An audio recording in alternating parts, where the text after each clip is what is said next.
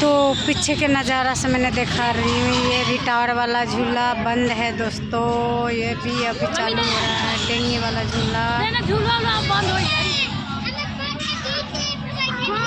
हाँ बोलता हूँ ना। हाँ बोलता हूँ रे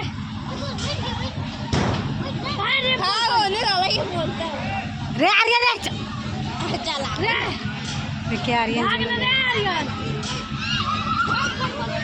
रे रे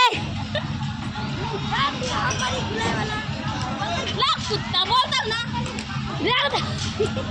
गाड़िया पति बोलता। देखिए आर्यन ऐसे बैठ गया। आर्यन फ्री में झूल रहा है और सृष्टि भी फ्री में झूल रहा है। तो देखिए चल और जाए होए